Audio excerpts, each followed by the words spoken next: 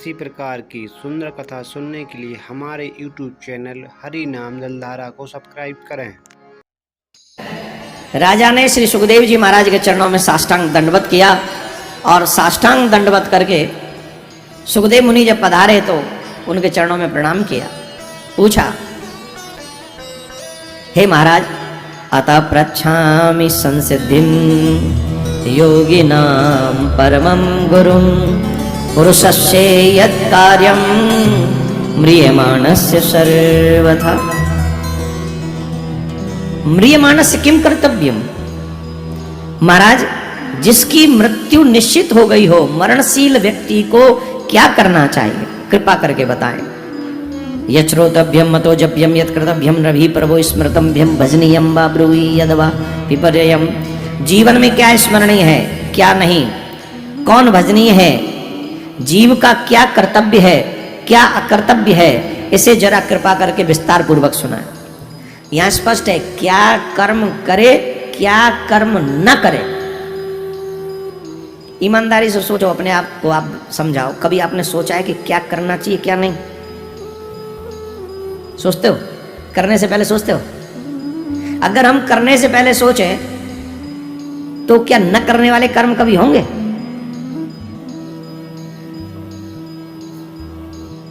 आप मदिरा पीने का मन बनाया और आप सोचो ये कर्म हमारे शास्त्रों में निषिद्ध है कि नहीं? बोलो, निषिद्ध है। ब्राह्मण कुल में भी जन्म लेने के बाद लोग मद्यपान करते हैं। औरों की तो बात ही छोड़ दो। ब्राह्मण कुल में जन्म लेने के बाद आप एक बात समझ लो कि भगवान ने आपको सबसे बहुत क्लोज वाली सीढ़ी पर खड़ा रखा है, सबसे ऊंची सीढ़ी पर। सबसे ऊंची सीढ़ी है ब्राह्मण कुल, जो बहुत करीब है भगवान के। लेकिन यहां से गिरे तो मुंबई में सबसे ऊंचा फ्लोर, कितने फ्लोर का है बिल्डिंग? सबसे बड़ा बिल्डिंग कौन सा है?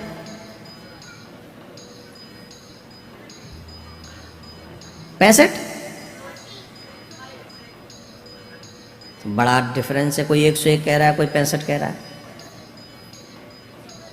165। अच्छा, टाइम लगेगा, 101 वाला बन रहा है। हम जो कह रहे हैं चाहे जो हो, सबसे ऊंचे वाले जो जिसमें सबसे ज्यादा फ्लोर हैं उस पे जाके खड़े हो जाओ और एक जहां से शुरू हो रहा है बन रहा है वहां से खड़े हो जाओ और दोनों जगह से गिरो। चोट कहां से ज्यादा आएगी? जोर से बोलो। जितना ऊपर होगे उतनी चोट ज्यादा आएगी। ब्राह्मण कुल सबसे ऊंचा है और वहां पतन हुआ तो उतनी चोट आएगी, उतने नीचे जाओगे। डिस्कस घर में कर लेना, समझ यहां लो। ब्राह्मण कुल में जन्म लेने के बाद अगर आप ड्रिंक करें, मांस खाएं, झूठ बोलें, उल्टे सीधे काम करें, ये पतन है। जुआ खेलें, ये पतन है। और उतने ही नीचे गिरोगे। जो हमसे पीछे खड़े हैं वो कम गिरेंगे। क्यों? वो नीचे सीढ़ी पे खड़े हैं। ब्राह्मण सबसे ज्यादा गिरेगा नीचे। अब जब ब्राह्मण का ही पतन हो गया तो समाज का पतन नहीं होगा क्या? समाज का पतन हो गया इसलिए क्योंकि ब्राह्मणों का पतन हुआ। हम ब्राह्मण कुल में जन्म लेने के बाद यज्ञोपवीत नहीं मिलता कईयों के कंधे पे।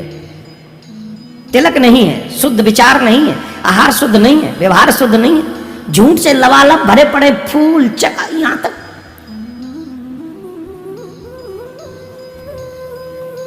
ब्राह्मण समाज का मार्गदर्शक है।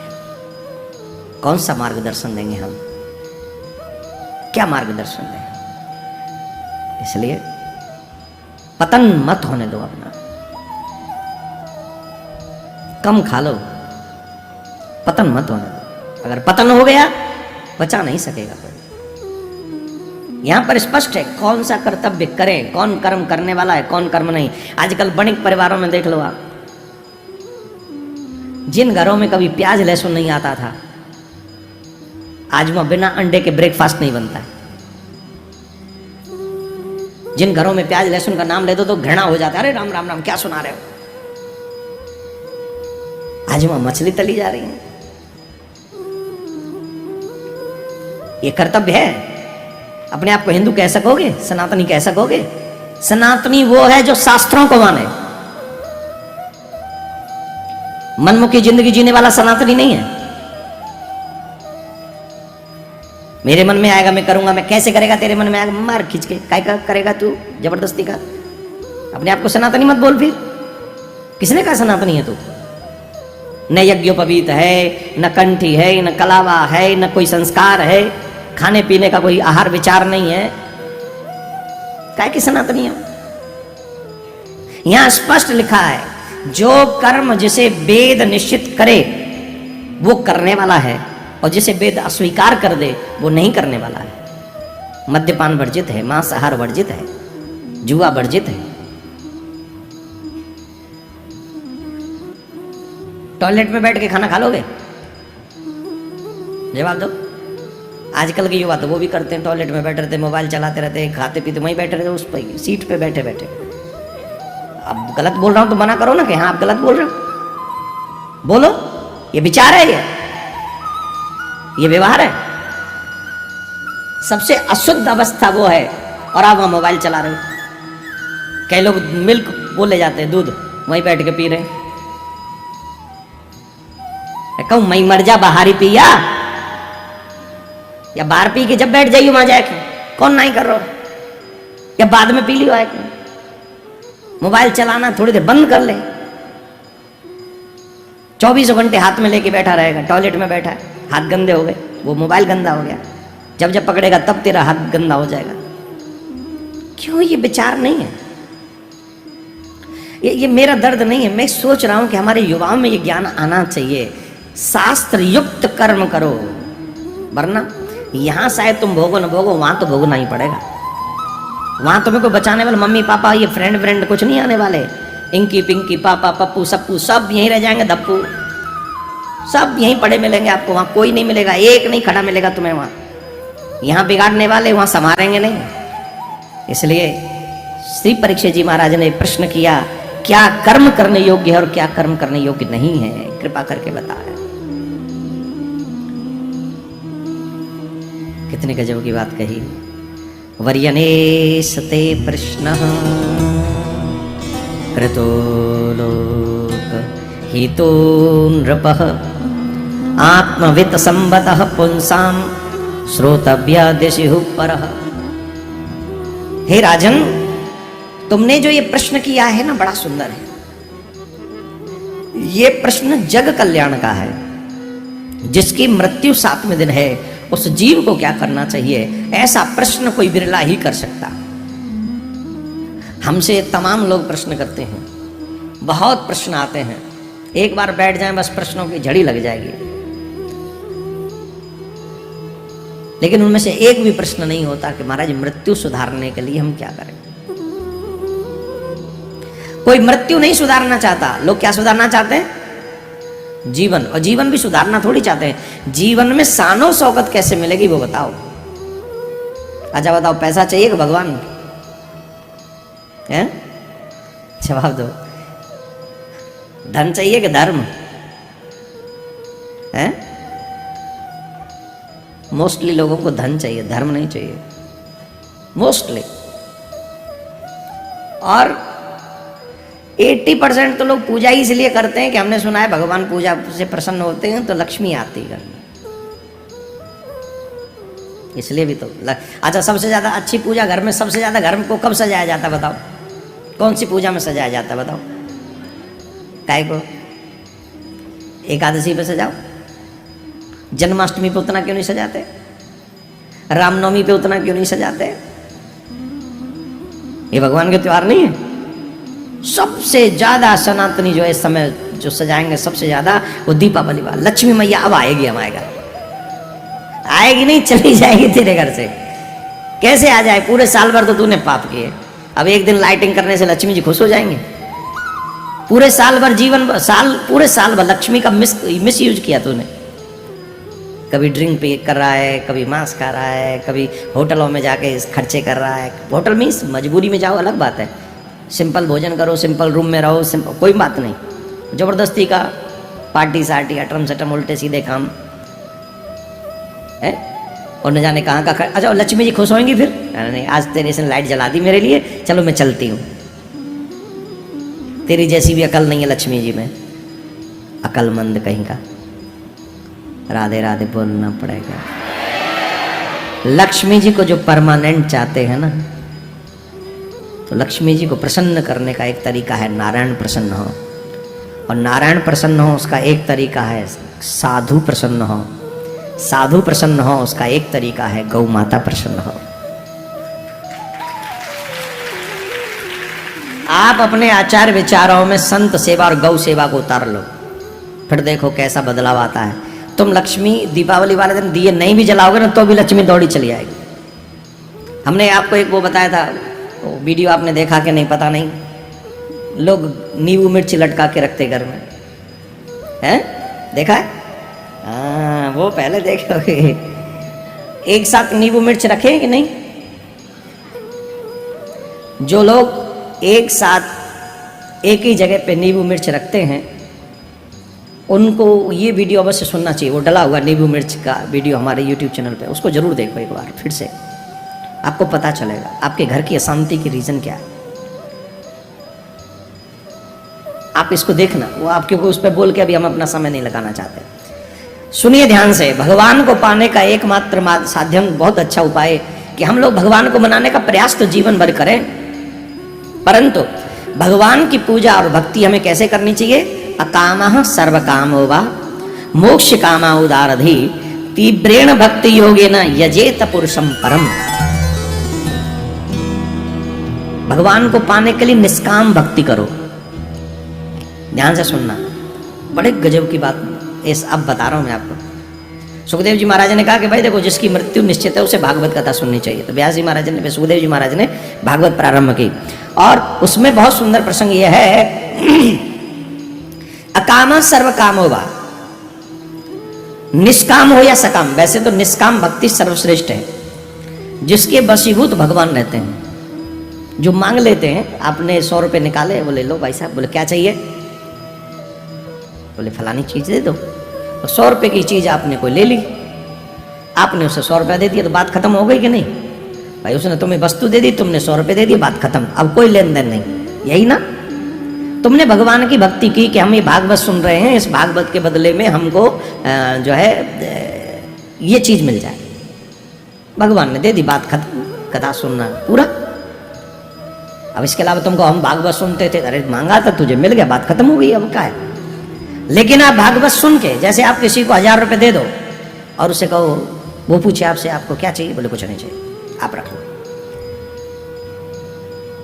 नहीं, कुछ तो कुछ भी नहीं चाहिए, आप रखो। अब वो आपसे ऋणी हो पाएगा?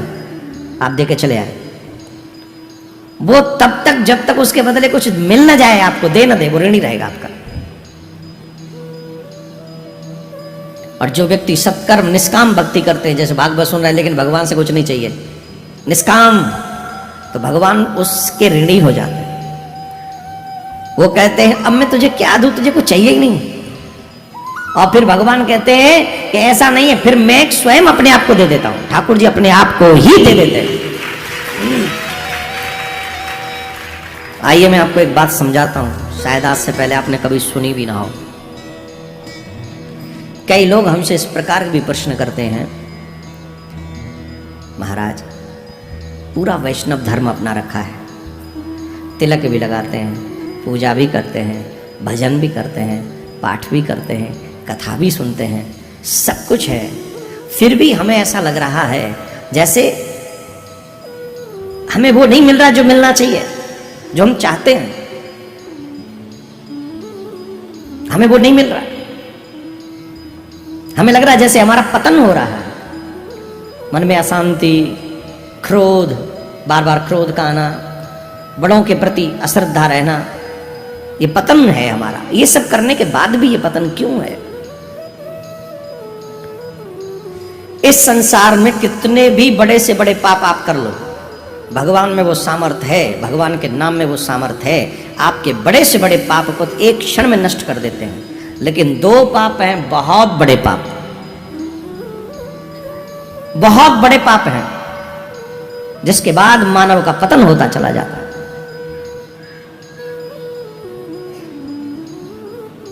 आप कहें तो बताऊं और आप कहें तो छोड़ दो, हैं? बताऊं? एक है भगवत अपराध और एक है भक्त अपराध। एक भगवत अपराध, एक भक्त अपराध, दोनों में भेद क्या है? एक्चुअली ये हैं दोनों एक ही अपराध। भगवान का अपराध भी भक्त का अपराध है, भक्त का अपराध भी भगवान का अपराध है, लेकिन दो मान लो फिलहाल। भगवत अपराध किसको कहेंगे? बोले देखो एक बात है, कोई राम जी के चाहते हैं, कोई कृष्ण जी को चाहते हैं, कोई नारायण को चाहते हैं, कोई हनुमान जी को चाहते हैं, इत्यादि इत्यादि, है ना, यही। कोई शिव जी को चाहते हैं। भगवान के अनेकों अवतार हुए, कच्छप अवतार हुआ, मत्स्य अवतार हुआ, नरसिंह अवतार हुआ, भगवान पृथ्वी 12 अवतार हुआ पृथ्वी की रक्षा के लिए। अब किसी की श्रद्धा है राम जी में, और कोई राम जी को चाहने वाले कथावाचक हैं, कोई सुनने वाले हैं। और वो कृष्ण जी के प्रति अश्रद्धावान कोई शब्द ऐसे बोल दें जो ठीक ना हो। और जब कथा कर रहे हो, कृष्ण जी की कथा, भागवत कथा कर रहे हो, राम जी को चाहते हैं, कृष्ण जी के प्रति उनकी उतनी निष्ठा नहीं है जितनी होनी चाहिए, राम जी में ज्यादा है, तो कृष्ण जी के प्रति अगर उनके मुख से कुछ निकला, तो जब भागवत कथा होती है तो वहां उद्धव जी आते हैं सुनने के लिए। राम कथा होती है वहां हनुमान जी निश्चित आते हैं। पृथ्वी माँ भी आती कथा सुनने अनेक रूप बनाकर, महाराज मनु भी आ जाते कभी कभी अनेक रूप बनाकर, किसी को पता भी नहीं चलता। हनुमान जी महाराज तो राम कथा में पहुंच ही जाते हैं। अब सुनो, राम जी में श्रद्धा होने के कारण कृष्ण जी के प्रति अगर कोई शब्दों का हेरफेर हो गया, उनमें उतने सुंदर शब्दों का प्रयोग नहीं हुआ, कोई भी उल्टा सीधा शब्द बोल गया, तो उद्धव जी को बुरा लगेगा कि नहीं? जवाब दो, लगेगा। अब उद्धव जी जैसे परम वैष्णव, जिनकी कथा सुनने के बाद दुखी हो जाएं, परम वैष्णव जिनकी कथा सुनने के बाद दुखी हो जाएं, क्या कृष्ण उनसे प्रसन्न होंगे? जवाब दो। अब राम कथा कर रहे हैं कोई हम जैसे कृष्ण जी के चाहने वाले, और वहां बैठे हनुमान जी, हनुमान जी विराजमान है वहां, और हनुमान जी बैठकर कथा सुन रहे हैं, और वो कृष्ण जी के चाहने वाले, कृष्ण जी में ज्यादा निष्ठा है, और इसलिए वहां उन्होंने राम जी के प्रति कोई छोटे शब्दों का, कोई ऐसे कमजोर शब्दों का इस्तेमाल किया, प्रयोग किया। अब हनुमान जी को आ गया गुस्सा, जिनकी मुष्टिका से रावण भी थरथर कांपने लगा, मूर्छित हो गया। वो हनुमान जी क्रोधित हो जाएं तो कहने वाले में क्या बचेगा? क्या राम जी प्रसन्न हो गए? तुम 12 भगवान के लिए कोई ऐसा शब्द बोल दो, पृथ्वी मां प्रसन्न होगी? तो ये भगवत अपराध है। क्यों? हमारा इष्ट श्रेष्ठ है, बाकी की नहीं है, तो ये छवि में, ये रूप में अलग से भेद रखना, ये अपराध है, भगवत अपराध है। भाई हमको एक भाव रखना चाहिए कि अनंत जगह पर भी कितने भी अवतार भगवान ले ले, लेकिन भगवान के नाम और रूप अलग अलग हैं, परंतु परमात्मा एक ही है। परमात्मा दो नहीं है। अगर भगवान दो होते तो महाराज मनु की तपस्या करने के बाद भगवान को यह न कहना पड़ता, आप सरिस खोजऊं कहां जाए। भगवान सर्व संपन्न है, सर्वगुण संपन्न है, सर्वशक्ति संपन्न है, पर इतना संपन्न नहीं कि अपने जैसा दूसरा प्रकट कर दे। अपने जैसा दूसरा प्रकट नहीं कर सकता वो।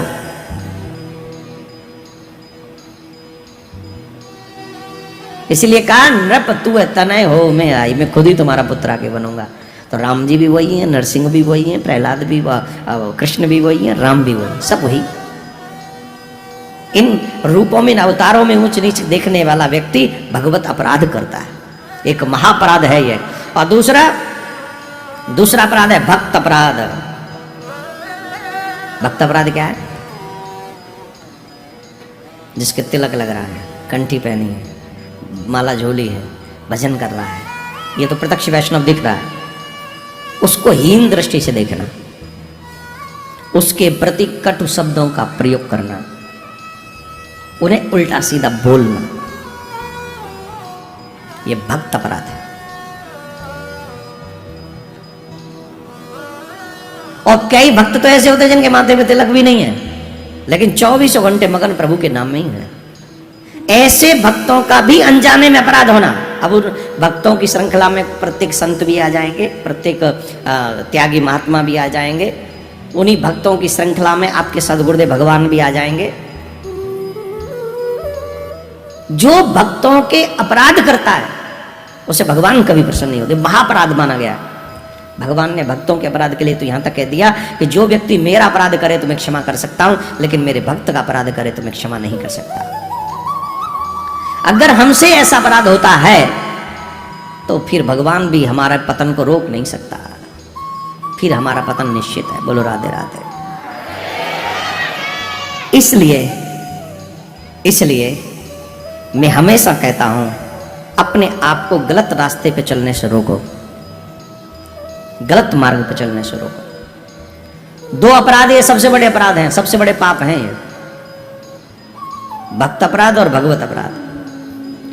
और इन अपराधों से बचाता ही है भगवान का कथाक्रम। जो चाहते हैं कि हम इन अपराधों में न फंसे और बच जाएं, उनको ज्यादा से ज्यादा पल पल भगवान की कथाओं का आश्रय लेना चाहिए। भगवान की कथाओं का आश्रय लेने पर हम इन बड़े बड़े पापों से, अपराधों से बच जाते। बोलो राधे राधे। जोर से बोलना पड़ेगा। कैसे बच जाएंगे महाराज? बोले क्यों नहीं बच जाओगे? कथाओं में तो पता चलेगा कि भगवान समय समय पर एक ही भगवान है जो अवतार लेते हैं, तो समझ में आएगा कि नहीं? संतों का क्या महात्मा है, भक्तों का क्या महात्मा है, भगवान उनको कितना आदर देते हैं, कथाओं के माध्यम से समझ में आता है कि नहीं? अब लेकिन ये समझ में उन्हीं को आएगा जो समझना चाहते हैं, और जो समझना नहीं चाहते हैं उनकी तो सियावर रामचंद्र की। वो तो पतन के लिए आए थे, पतन हो रहा है, पतन होता रहेगा, कोई बचा नहीं सकता। उन्हें कौन रोकेगा? कोई नहीं रोक सकता। इसलिए तो चाहे अकाम भाव से चाहे सकाम भाव से जो व्यक्ति भक्ति करता है, तीव्रेण भक्ति योगेन यजेता पुरुषम परम। क्योंकि मनुष्य शरीर उपासना के लिए है। देखो, ये जो मनुष्य का शरीर है उपासना के लिए है, वासना के लिए नहीं। हम जो दुखी है ना, इसी चक्कर में हम वासना में पड़ गए, उपासना में नहीं है। वासना मीन्स इच्छाओं की कमी ना होना। खूब सुख मिल रहे हैं पर और चाहिए, बहुत कुछ है पर और चाहिए, उनसे तृप्ति नहीं है। फिर से सावधान होकर सुन ले, मनुष्य जीवन उपासना के लिए है। भगवान की उपासना करो, संसार के प्रति वासना मत पालो। अगर वासना के चक्कर में पड़ गए, एक नहीं हजारों जन्म भोग लो, तब भी ये वासना पूरी होने वाली नहीं है। हर एक जन्म में भोग भोग के यही तो भोगा है, और किया क्या है? देखो, इन वासनाओं के चक्कर में, वासना में पड़ने वाले आदमी के लिए 4 उपमा दी हैं, और ये 4 उपमाओं में से आधी से ज्यादा नहीं, सारी ऑलमोस्ट हम लोगों के जीवन में घटित होती हैं। कौन कौन सी उपमा दी पता है? बताए? कुत्ते की, सूअर की, ऊंट की और गधे की। कुत्ते की, सूअर की, ऊंट की और गधे की, ये 4 उपमा दी हैं। कुत्ते की विशेषता क्या है बताओ? हैं? एक बहुत बड़ी विशेषता है कुत्ते की। पूछो कौन सी? वो बात बात पे लड़ता है, वो अपनों से लड़ता है, रोटी के एक टुकड़े के पीछे लड़ता है। इतना ही नहीं, उसकी गली में वो उसी की जाति का कोई व्यक्ति आ जाए तो गुर्राता है, लड़ता है। कोई बात नहीं है तो भी उसकी बगल में से कोई निकल, जिसे वो जानता भी नहीं है,